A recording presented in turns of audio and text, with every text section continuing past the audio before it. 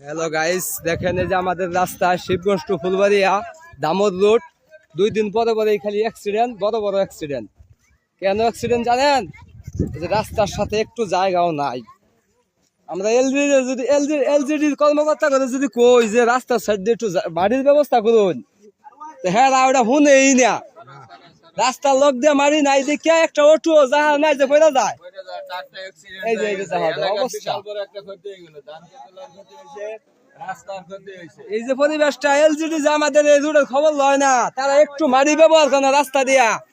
তারা খালি কোটি কোটি টাকার কাজ আহে আর দুর্নীতি করে খালি খায়, এরা রাস্তার কাজের মধ্যে নাই।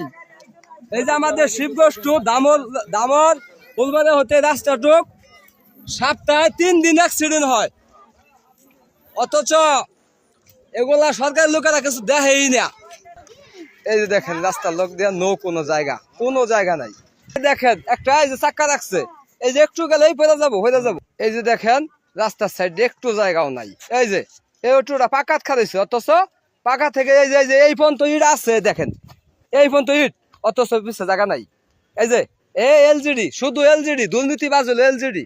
এই যে দেখেন একটা ঘোড়া, যদি এই পর্যন্ত মারি থাকতো এতটুকু চা, তাহলে এখানে কয় হাত জায়গা হয়?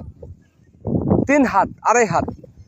এই যে দেখেন বাস চাক্কাটা নামাবো আর তো পরে যাবো। এই যে দেখেন, এই হলো আমাদের শিবগঞ্জ টু ফুলবাড়ির রাস্তা, দামোদ হতে বেলতলি বাজার হতে।